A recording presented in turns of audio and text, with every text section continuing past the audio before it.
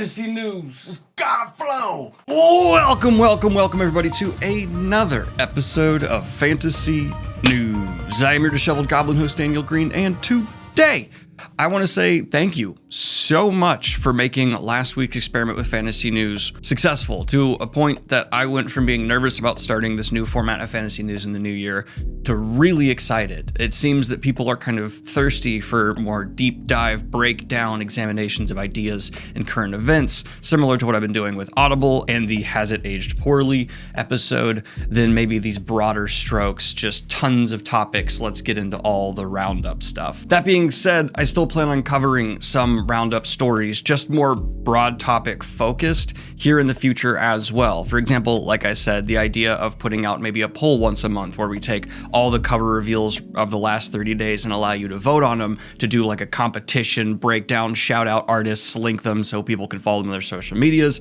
That interests me more and will allow me to still do things like cover reveals. And so this all just seems to be headed in a great direction, and I wouldn't have been able to do it so confidently without feedback from the goblins.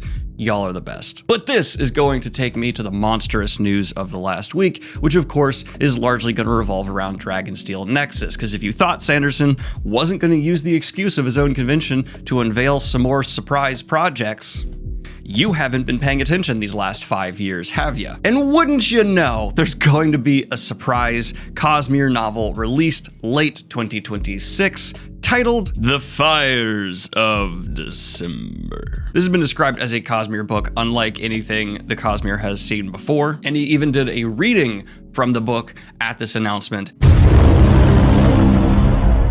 that certainly showed you need to be very well read up on the COSMERE to enjoy this one. But the spoiler-free pitch for this book reads, in the next standalone COSMERE novel, Hoyd has an epic tale to share. In a forgotten land sustained by colorful rivers of demon blood, a young woman named December learns a devastating plague is on its way. But who will believe her? Against impossible odds, she sets sail up the river Violet to warn the king's court, determination and wisdom beyond her years burning in her eyes. Along the way, she'll navigate incredulous royal officials, twisted court intrigue, and a roguish count, with only her wits and new friends, a talkative priestess, and a fledgling fashion designer. And I like that a majority of Sanderson's surprise books that he's put out have been really approachable for new and long-term fans.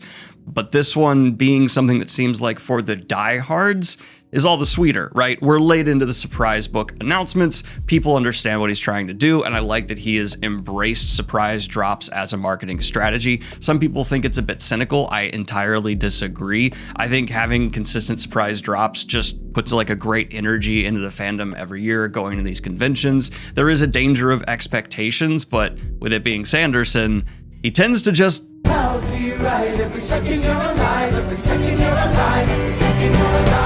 The cover art is by Tron Nguyen. When it comes to the actual cover art on display here, I'd love to actually talk about it in the context of the previous secret projects, because Sanderson fans, possibly more so than any other fandom I'm aware of, like to have their dedicated corners to the man on their shelves, because he's able to fill a corner even if you don't complete your collection. And it does seem to be playing in a similar style in some smart ways, while diverging to differentiate itself from the original 4 or 5 if you count Isles of the Emberdark. Now, the original Secret Project covers usually have one dominant color, and then they have severe highlights to give it that nice pop aesthetic, which is great and worked really well for those. Except here, for the Fires of December, it's not quite in the same vein. In fact, tan, you can say, is the most dominant color, but blue and red are coming off just as much. But it still looks really wonderful, and I would say the details are actually what's making this the most for me. I really like the star in the eye, the animals blended in with the currents. Where it is the exact same though, and thank you, this is not that hard, publishers, is that the spine is aligning stylistically exactly with what we're seeing from the original 5. And it's not a big ask. It's really not, but we're getting it, and I appreciate it, because I have been looking for Book of the New Sun consistent covers for my shelf. And guess what I can't find for spines? It's so pathetic and not important, but it matters to me, and this one's following through. The other commentary there is on this secret project edition is it really seems to be nailing home the framing of all secret projects in some way or another going forward, not necessarily one of the past ones, keeping it spoiler free, having a Hoid theming to it, really being the telling of the COSMERE stories with a Hoid bend to them. And I like that. I think it is probably when Sanderson is consistently at his best is when he is doing standalone stories in the COSMERE universe. His prose seem to be a little bit better when he's trying to come at it from a Hoid perspective, and the sci-fantasy elements fully get the reins off, and the future of the COSMERE, as I've said before, is seeming stronger than ever to be sci-fantasy. And so my hopes for this are actually kind of going in a severe upward trajectory. I really liked Isles of the Emberdark. I wasn't a huge fan of the last Stormlight book.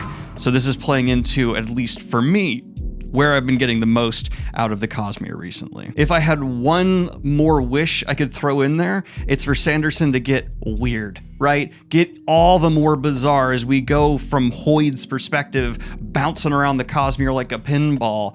There's so many fun magical elements, like already in the reading we got for Sanderson, keeping it completely spoiler free, there is something that is allowing this girl to have what happens in that original spoiler free pitch occur that ties into Mistborn.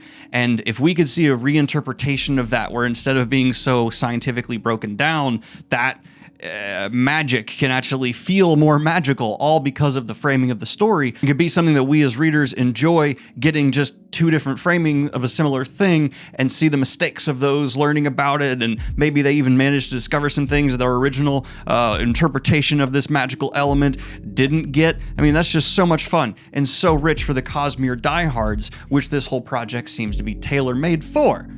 Next bit of Dragonsteel Nexus news. And Sanderson had a final pitch here of there are more terrible things that have happened to Hoid in the COSMERE, which brings me to talking about the fact that this surprise COSMERE novel is actually going to be a part of a larger campaign that is coming in 2026 as well, for a storybook collection of many of the smaller stories we've seen Hoid, who is a character who appears in many COSMERE books, for those unaware, COSMERE being Sanderson's larger multiverse, or it's one universe but different planets of fantasy stories going on.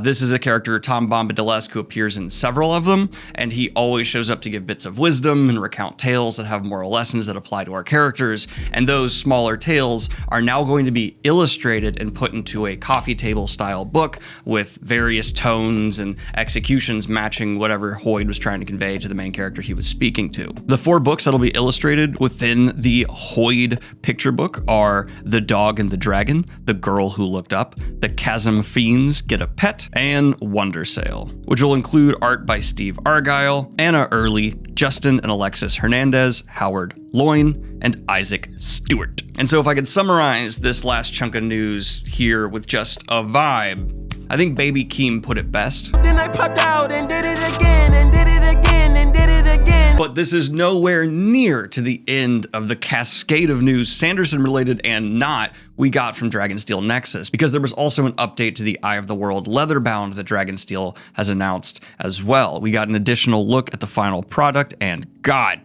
damn, there is not a ton of competition to be the best edition of Wheel of Time ever. I've vocally spoken about here on the channel, despite Wheel of Time being my favorite series in terms of its story of all time. I've never loved any of the special editions put out, even the anniversary editions. They just haven't lived up to what I think the potential to bringing Robert Jordan's world to life should be, and a Dragonsteel leatherbound kind of wins by default, but that isn't to detract from the crazy impressive execution we are seeing here, incorporating so many smaller details like the pattern on the page, twisting weaves, the Wheel of Time logo in the middle. We haven't even been able to see too deep inside this book yet, and already I am salivating over it. I will give a thorough review whenever I put my hands on it. I am not afraid to criticize Sanderson or the Wheel of Time, but my expectations are high. And it's hard to judge how premium the materials will be without getting my hands on it. I can't do the inspections for like visible glue or anything yet, but with how thick it looked on stage, that's a good sign. Thick, good paper, heavy materials were the impression I could see at a distance. I gotta get it in my hands before I can judge. Pre-orders, though, are officially going to be live December 19th. I just got goosebumps. Why did I get goosebumps for a special edition of a book? I'm such a fucking disgusting capitalist. No! But the final announcement at Dragonsteel is a really important one, and one that I commend Sanderson and his team for taking on because it is a delicate subject that needs to be handled with the utmost care. That is actually going to be a mental health coin people can purchase. This is a initiative from Sanderson where there's going to be a coin people can buy that has a QR code to take you to helpful links, as well as, if you're in crisis, phone numbers to put you in touch with the people you need if you are in a very, very bad place. I've gotten a great deal of email and feedback from people saying that the books help them when they are struggling. And this actually spurred me to start wondering, is there more that I could do, more that we could do as a community to help people who have specific mental health troubles? This is why I conceived and developed the Next Step coin. This coin is intended for people who are struggling specifically with depression, though I let you self-select to whoever thinks that they might need this coin. What it is it's a coin that references the oaths of the Knights Radiant, specifically one of Dalinar's oaths, that the next step is always the most important step to be taking. The goal with this coin is to provide you with something that you can carry with you at all times that will have, on one side, emergency numbers to call. If you will get in that place where you are a danger to yourself, I want you to have this on you as a last bastion of defense, and I want you to have made your own oath that you will use this coin for that last bastion of defense if you get to that point. Would love for you to have one of these Next Step coins. If you are someone that self-selects into thinking you need this for your own health and benefit, we'd love to provide one for free. If you are instead a fan who just likes to collect everything, we've got you as well. You can purchase one of these at a pretty low price to have in your collection, and you're welcome to make a donation. That money will go toward providing free mental health care for people that cannot afford it for themselves. And as someone who has, I don't like to get super personal on this channel much anymore for obvious reasons, but as someone who has battled depression and been in denial of it as well in my life, has even gotten to the point where I've needed numbers like this before, there is no shame in it. And having a quick, easy, accessible resource that when you're in a fragile mental state, you might not even think to use without something like this, as some people from the outside might judge it being corny or whatever, I can tell you from firsthand experiences, these things can be critical. This is actually in cooperation with a company called Nerd HQ, which has a mission to provide free mental health services, including therapy, to those who can't afford it. But somehow, the news of Dragonsteel Nexus does not end there, or even necessarily end with Sanderson. That is because Pierce Brown was the guest of honor at Dragonsteel Nexus this year and had a very interesting announcement for his fans as well. And that is going to be a new special edition of the Red Rising book coming from the Curious King, featuring illustrations by Mark Simonetti, who, if you've kept up with fantasy art in the recent years, is a phenomenal illustrator to get for this. This is going to have a pre-sale window in March, and yes, I'm planning to get my hands on this special edition as well for a review here. I'm probably going to do reviews of books like this on second channel, probably. I don't know yet. Do you all want them here in the main one? I'm still figuring out what the operation of my second channel is. But Lit Editions is also involved in this project, and they are going to be bringing a Roman numeral edition limited to 10 copies, a lettered edition limited to 52, a deluxe limited to 350, and an artist edition limited to a 3-week ordering window. That way, you know, they don't completely sell out, and if you want, you can get in during that time. The only commentary I have, aside from having really high expectations for this due to the artists specifically involved, I know Curious King does great work in general, but Mark Simonetti, I'm a big fan of his. But the only thing I have to say is the benchmark for Red Rising is already high. This is one of the prettiest editions you could like pick up at a store I've seen in recent memory, which is good problems. Before we transition into the wider news though, I just want to give a quick channel update. I'm aware some people have become a little bit frustrated with the fact that I've started several series with summary videos and things along those lines and haven't gone through and finished. This includes Book of the New Sun and Red Rising, and I've announced I'm already working on Mistborn Era 1, which has caused a cacophony of like, dude, finish Red Rising, dude, finish Book of the New Sun. Oh, I'm really excited for Mistborn to get done. I've just been experimenting, and I want to give you the results of that experiment here and now. I don't want to do individual book summaries. I instead want to do mega summaries of extreme length like I did with the Wheel of Time, but for all these different series, Malazan, One Piece, Book of the New Sun, etc. in the future. That means I will be going back and cleaning up and finishing all of these other ones that I've started in mega summaries, but there will be a little bit more weight on your end because of that. This allows me to have a longer run up with the Patreon to get feedback from them, polish the videos, make sure they are top quality, and I believe makes them perform longer, better in the overall algorithm. In January, I plan on getting you my Mistborn Era 1 mega summary, then I will be finishing Red Rising, then I will be finishing Book of the New Sun. If you'd like to see previews of what those videos are gonna look like, I already have the first book of Red Rising done here, probably in terms of many of the gags, my favorite summary I've done. I've done Greenbone Saga, which is performing fantastically with how much like lesser known in some circles that series remains, so I really appreciate the support there. That one I really worked on the structure and pacing of it, and I'm thrilled with how it turned out. And then Book of the New Sun was a total experiment because it was actually like a read-along where I'm trying to figure things out as I go, which kind of added like a mystery angle to it, and people seem to really be vibing with that as well. So I think I'm gonna finish Book of the New Sun in that style. That doesn't work for every series because Book of the New Sun, if you're unaware specifically, is written in a way because Gene Wolfe is goated in terms of his ability with language. Honestly, on par with the likes of Tolkien. I do not say that lightly. Blasphemy.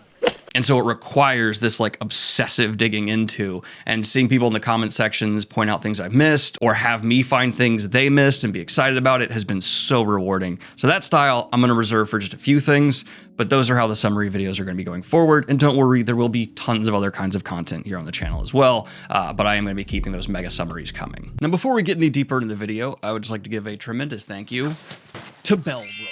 Belroy makes it so that I can carry everything I need and still keep it as light and efficient as possible. Look how much this backpack fits.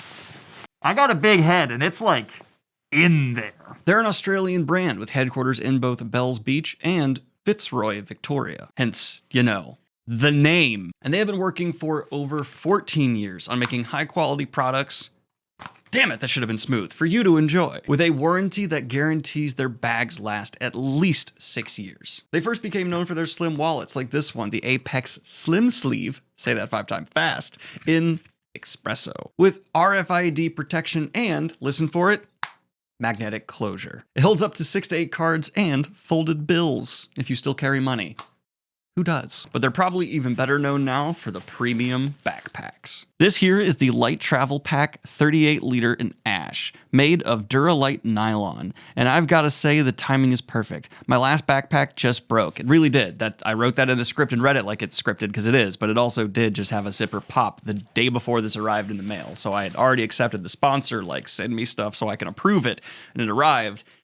It's just a coincidence I wanted to share with you. God! And I'm heading down south the holidays to visit my dad. So this is going to be great. And I've already tested it and can pack all of my belongings for the upcoming trip. It's super lightweight at just 2.2 pounds, but I've already used it to lug around my daily carry with camera, laptop, wallet, belongings like that. And it's been fantastic with how much I can easily fit everything I need in there, and all the nice little pocket, keep it from being like a real hassle to try and dig everything out. Specifically the quick access pouch. I think every good backpack needs this for like passport, headphones, stuff like that. Cause you know, I've seen the ones that just have the big pocket and it's like, why? Mesh dividers and of course, sturdy straps.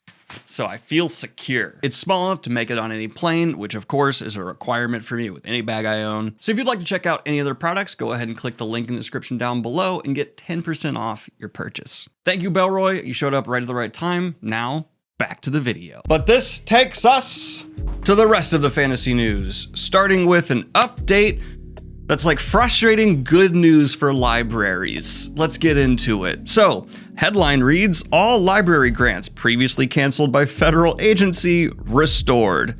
Yeah, you know who's responsible to this. It was an executive order issued by...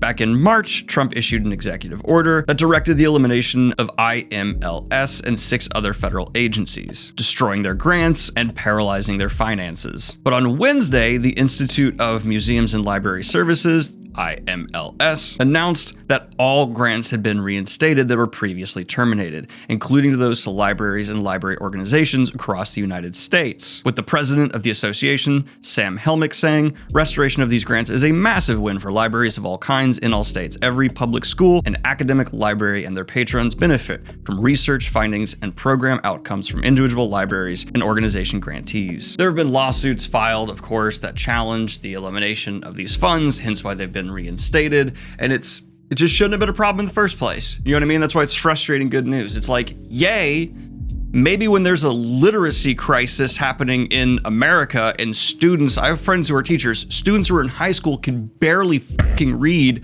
you shouldn't slash library funding. You know what I'm saying? Maybe we should invest more in resources that encourage kids to read, you unbelievably ignorant who actively want to make Americans more stupid so they continue to vote for you, right? That's like, I'm sorry, I try to keep stuff out of politics when I can, but this is so blatantly in the political space. How can I not tie it to exactly what it is? They're trying to cut funding to education, libraries, resources like that, which are often like safe spaces for kids to go to and they don't have other avenues, because we also don't fund resources for kids in crisis. Wonderful aspect about America. But that's not what the current administration wants. They want to keep you insecure and stupid so that they can keep screwing you over and not have you question it.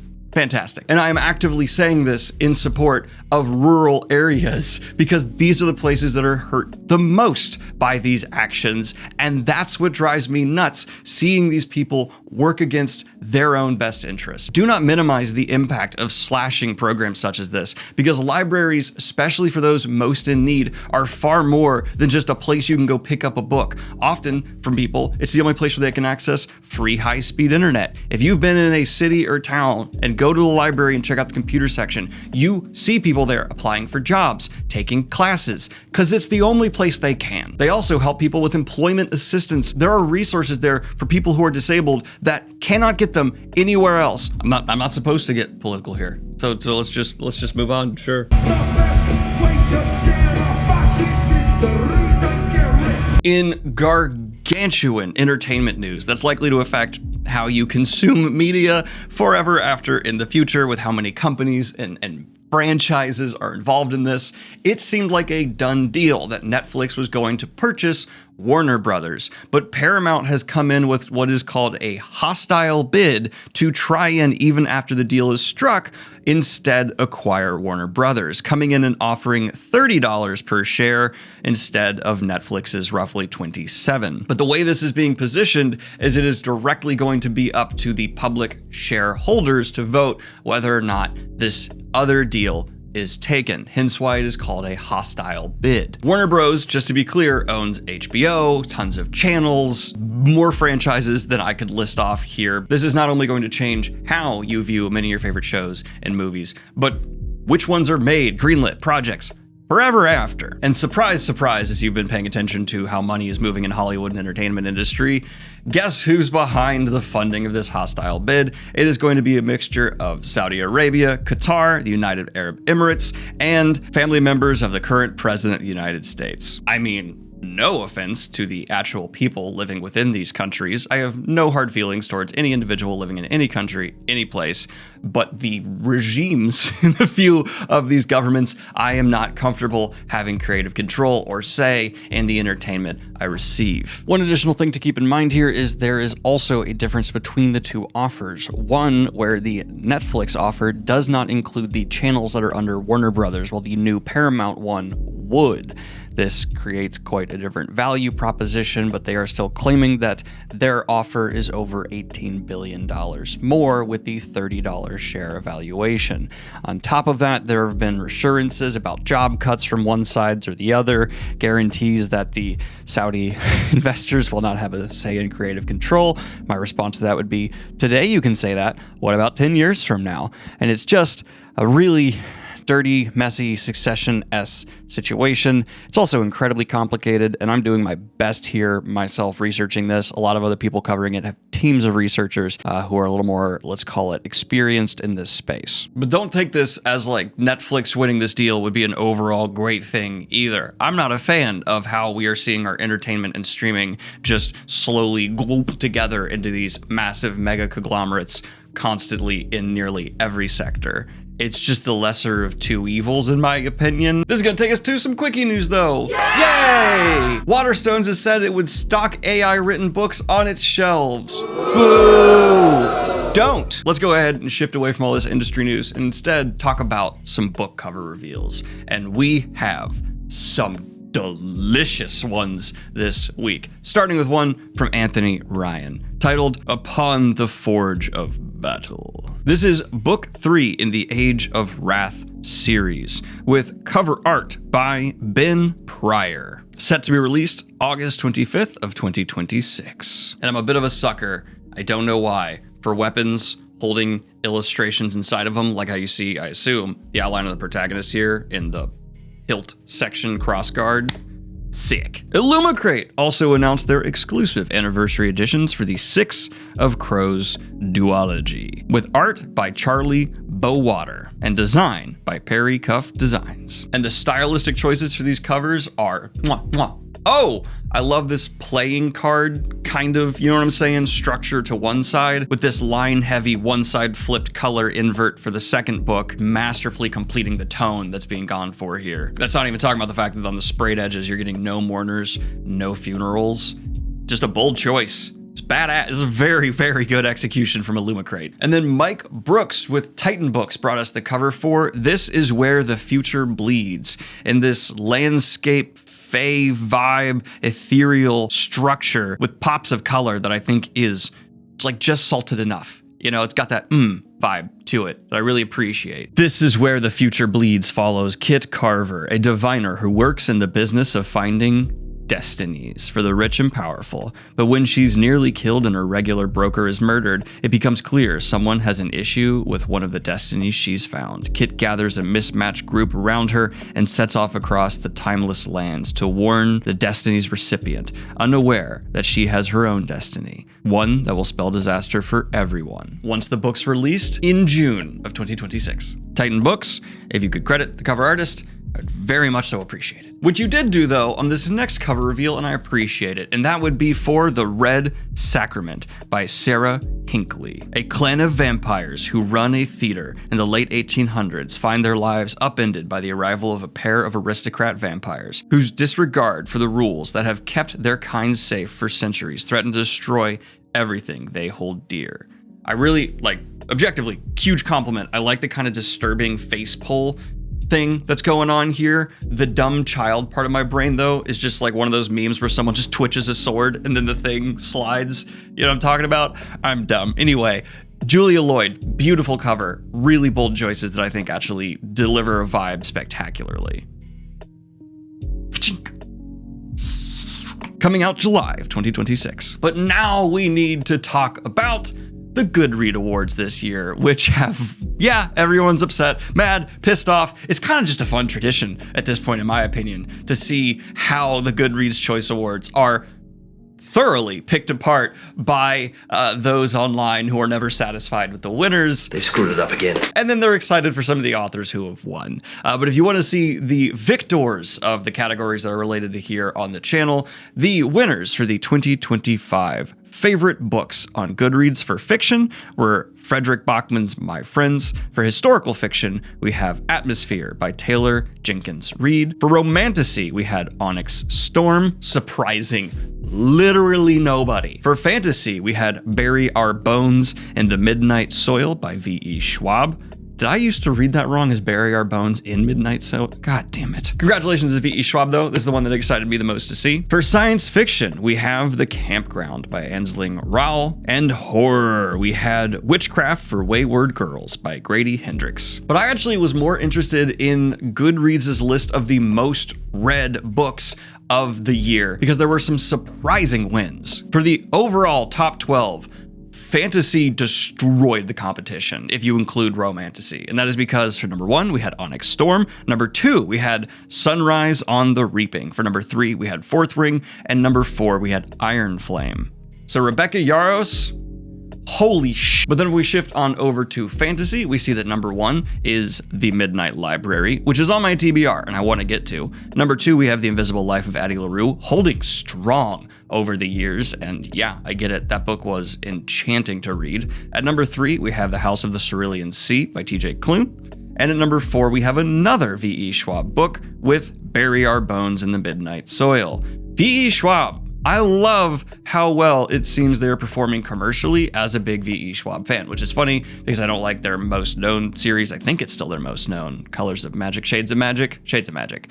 Maybe has Invisible Life of Addie LaRue become V.E. Schwab's most known book now? I'm interested to hear what people think about that in the comments down below. And then romantasy, guess what 1, 2, and 3 are? We have Onyx Storm, Fourth Wing, and Iron Flame, with number 4 being Quicksilver by Carly Hart. And then 5, 6, and 7, and 8, and 9 are Sarah J. Maas's books. In science fiction, we have at number 1, I Who Have Never Known Men. At number 2, we have Andy Weir's Project Hail Mary. At number 3, we have Red Rising. At number 4, we have The Handmaid's Tale. And just fun fact, George Orwell still in the top 10 twice with Animal Farm and 1984. But I especially am surprised to see the first book in Red Rising being in the top 3, number 3, most read sci-fi on Goodreads this year still. That series has had incredible legs. I want to know if it's the word of mouth. Like, no adaptation announcement has been happening, so maybe it's just continual reviews, continual word of mouth, and that's fantastic to hear, because yes, I'm planning to do a full original trilogy, maybe even the full series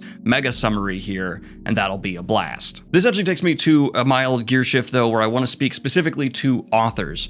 Please, I am begging you, check to see, I'll have links down below, if your book was stolen by Anthropic, because the lawsuit has officially been settled, and if your book was, you can now claim $3,000 per title of yours taken by submitting for one of these. It's really important that you do this. You are owed this money. There is nothing wrong with claiming it. Anthropic fucked you over, and it is a good thing to make them pay, and you should absolutely check, 1, to see if your books were taken, and 2, see how much you are owed, because for certain authors, this could be a life-changing amount of money. Thousands of dollars coming out of nowhere in the middle of the year can help someone go from being in the red to paying off bills. So please, if you have put out books, check to see if you are owed money in this lawsuit. You are owed this money. But this takes me to some quickie, by God, news, and that is because we have a new most valuable comic of all time, and it is Superman once again,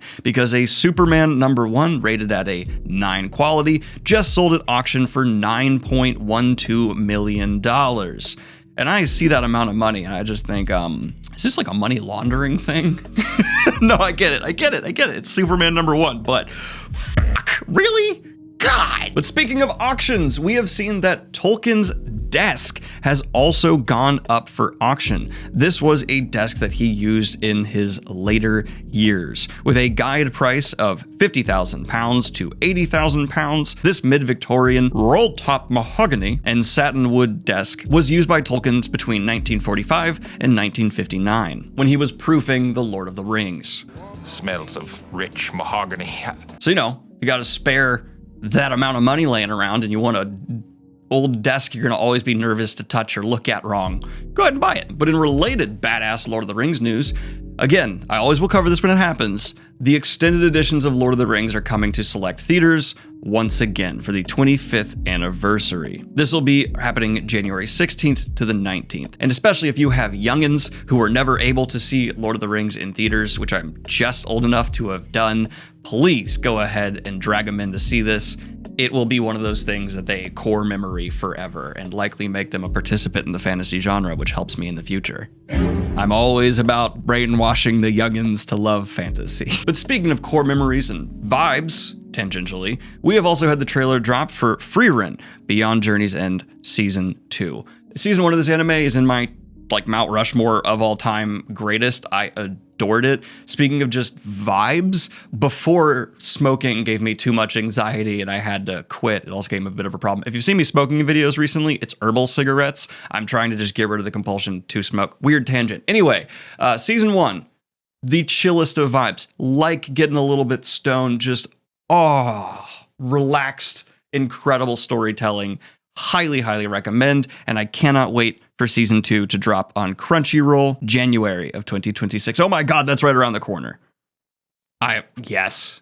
Hells yes. This is going to be a great way to start the new year. We saw a trailer drop for A24's upcoming Mother Mary, starring Anne Hathaway and Michelle Cole, as well as Hunter Schafer and Athena Frizzle, directed by David Lowery.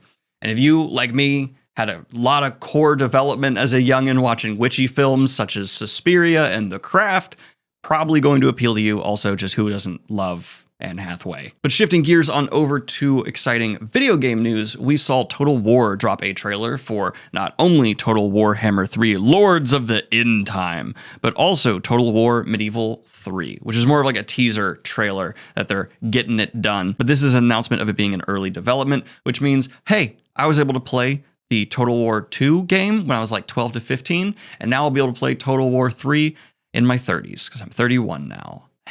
But this has just been your latest episode of and thank you again to Bellroy for sponsoring this episode of Fantasy News. Click the link in the description down below or use the QR code on screen if you'd like to get 10% off your purchase. Have a good one. Peace.